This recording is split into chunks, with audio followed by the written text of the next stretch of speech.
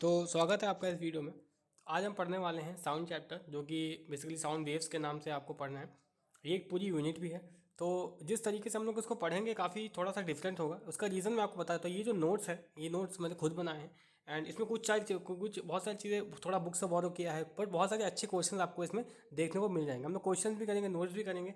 तो ये जो यूनिट होगी आपकी इतनी अच्छे से तैयार हो जाएगी, वो भी कम से कम टाइम में। ऐसा नहीं कि बहुत ज़्यादा टाइम आपको लिया जाएगा, सिंपल सी बात है। तो पहले हम लोग सिलेबस डिस्कस कर लेते हैं। अभी आज के जो पार्ट में हम लोग कम ही पढ़ेंगे क्योंकि इंट्रोडक्शन है इसका, और हम लोग पहले सिलेबस डिस्कस कर लेते हैं। क्या सिलेबस है? ये आपका आईसीएससी का सिलेबस है। अगर आप ध्यान से देखो तो इसमें जो सबसे इम्पॉर्टेंट बात है वो ये है कि हमें इसको पढ़ना कैसे है। पहली बात तो अभी तो हम देखिए कर रहे हैं इसको, अब हम डिस्कस करते हैं। चलिए डिस्कस करते हैं। तो पहला जो पार्ट है आपका ये है, वो है reflection of sound waves, Eeco, there uses, simple numerical problems on Eeco. तो एक जो एको होती है, इसको इकोज बोलिए, एकोज बोलिए, प्रोनाउंसिएशन पे मत जाइए, वो उसके नंबर नहीं मिलेंगे आपको फिजिक्स में। ये इंग्लिश का पेपर तो है नहीं, सिंपल सी बात है। ठीक है, तो प्रोनाउंसिएशन पे किसी को जज मत करिए कि आप कमेंट में बोलें कि देखो मैं प्रोनाउंस नहीं कर पा रहा हूँ ढंग से, क्योंकि होते हैं कुछ लोग। तो ठीक है, अगर आपको मजाक उड़ाना आप उड़ा सकते हैं, कोई दिक्कत है। उससे आपको लगता है कि हाँ ये ज़्यादा ज़्यादा इंपॉर्टेंट है कि किसी के प्रोनाउंसिएशन का मजाक उड़ाया जाए, मतलब जो भी है। तो इकोज बोलिए, एकोज बोलिए, उससे फ़र्क नहीं पड़ता।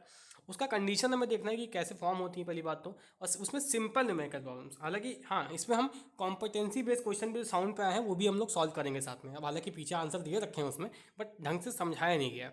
उस गैप को हम फिल कर सकते हैं। उसमें एग्जाम्पल्स भी हैं। Users of echoes by bats, dolphins, fisherman, medical field, sonar, sound navigation and ranging. तो पहला पार्ट तो सिर्फ रिफ्लेक्शन पे है। ये पार्ट बहुत इजी पार्ट है, इसमें ज़्यादा प्रॉब्लम आपको नहीं होगी। दूसरा वाला पार्ट थोड़ा सा टफ है, सेकंड वाला, जिसमें वाइब्रेशंस की बात होगी कि नेचुरल वाइब्रेशन, डैम्प, ये जनरली समझ नहीं आता है। इससे क्वेश्चन अच्छे लेवल के बन सकते हैं, जो कि बनते भी हैं।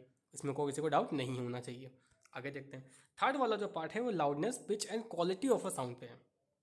ये इसमें characteristic of sounds, loudness of intensity, subjective objective nature of the properties, sound level in decibel as a unit only. यानी इसमें तो डेरिवेशन है, वो जो बुक में लंबा सा डेरिवेशन, अगर आप सेलेना की बुक फॉलो करते होंगे, आईसीएससी वाले सारे लोग सेलेना की ही बुक फॉलो करते हैं, है ना। सिंपल सी बात है। कंसाइज फिजिक्स की जो आती है उसमें तो आप थोड़ा अपडेट हो गया है, काफ़ी चीज़ें चेंज भी की गई हैं, क्वेश्चंस बढ़ाए गए हैं उसमें।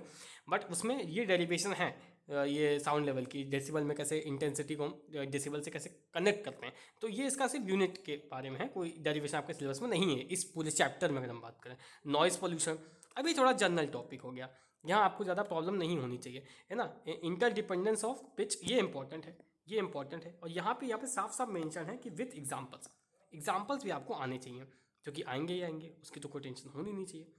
तो ये आपका सिलेबस है। तो आज हम क्योंकि इनिशियल क्लास है, हमने सिर्फ सिलेबस डिस्कस किया है, तो आज हम सिर्फ वेव्स के बारे में थोड़ा जानेंगे। और तो वेव्स ये तो चलिए लिखा ही हुआ है, इसको आप रीड कर सकते हैं आराम से, कोई दिक्कत नहीं है। मैं जनरली डिस्कस करता हूँ एक्चुअली, क्योंकि जो वेव्स होती है, वेव्स का मतलब डिस्टर्बेंस होता है, ऐसी डिस्टर्बेंस जो कि एनर्जी को कैरी करती है। अब ज़रूरी नहीं है किसी वेव्स एनर्जी को ही कैरी करें, है ना। मतलब एक तरीके से वेव्स कैरी करती है एनर्जी को ट्रांसफर करने का काम करती है। वेव का मेन मतलब तो यही होता है। वेव मतलब डिस्टर्बेंस होता है एक्चुअली। आपके लेवल पे ही मैं बस समझा रहा हूँ। बहुत कोई बोलेगा कि नहीं मैं वेव्स के बारे में बहुत एक्स्ट्रा इन्फॉर्मेशन पढ़ के आऊँ, जितना 10th लेवल पर रिक्वायर्ड है उतना मैं बता देता हूँ। जो नहीं रिक्वायर्ड है उसको ज़रूरत नहीं भी पढ़ने की आपको। ठीक है, दो तरह की वेव्स होती हैं आपकी, लॉन्गिट्यूडनल एंड आपकी ट्रांसवर्स वेव। ठीक है, तो अब देखिए यहाँ पे टाइप्स ऑफ वेव्स का एक चार्ट है, जिसपे आप देखिए मैकेनिकल वेव्स का मतलब होता है जिसका मीडियम, आपको एक मीडियम चाहिए, जैसे एयर, वाटर, ये मीडियम हो गया, है ना। वैक्यूम में ये शायद ट्रैवल नहीं कर सकती, उसमें एक ट्रांसवर्स वेव आती है और एक लॉन्गिट्यूडनल वेव आती है। मैकेनिकल वेव्स को मीडियम चाहिए, ठीक है। और इसमें वाटर वेव्स को आप ट्रांसवर्स वेव कह सकते हैं, और लॉन्गिट्यूडनल वेव्स को आप साउंड वेव्स कह सकते हैं। कोई इसमें परेशानी आपको नहीं होगी, मैं बताऊंगा इसका मतलब क्या होता है, पहले डिस्कस कर लेते हैं। मैटर वेव्स आपके सिलेबस में तो नहीं है, या आप 12th में पढ़ोगे जाके मॉडर्न फिजिक्स में, अभी तो नहीं। इलेक्ट्रोमैग्नेटिक वेव्स आप पढ़ चुके हो, do not require medium which is called transverse wave, जिसमें मीडियम रिक्वायरमेंट नहीं होती है एक्चुअली देखा जाए तो। ठीक है, लाइट भी आपकी इलेक्ट्रोमैग्नेटिक वेव है, जो आप शायद पढ़े होगे, नहीं पढ़ोगे तो लाइट को भी मैं यहाँ पे कवर करवा दूंगा। ठीक है, रेडियो वेव्स आपने लाइट के यूनिट में ही पढ़ी होगी क्या, है ना। और अब देखिए यहाँ पे इंपॉर्टेंट क्या है कि हम जनरली ट्रांसवर्स और लॉन्गिट्यूडनल में सेपरेट करते हैं, बट ऐसे भी ट्रांसफर वेव्स हो सकती हैं जिन्हें मीडियम चाहिए, जैसे वाटर वेव्स हो गई। ठीक, तो ये आप समझ गए क्या होता है। देखिए ट्रांसफर वेव में क्या होता है, जो वाइब्रेशंस होते हैं वो परपेंडिकुलर होते हैं डायरेक्शन ऑफ मोशन के। अगर देखिए मोशन मान लीजिए इस डायरेक्शन में हो रहा है, ठीक है, जो वाइब्रेशन होगा, जो डिस्टर्बेंस क्रिएट होगा, वो परपेंडिकुलर होगा, यानी ऑलमोस्ट 90 डिग्री के एंगल पे होगा।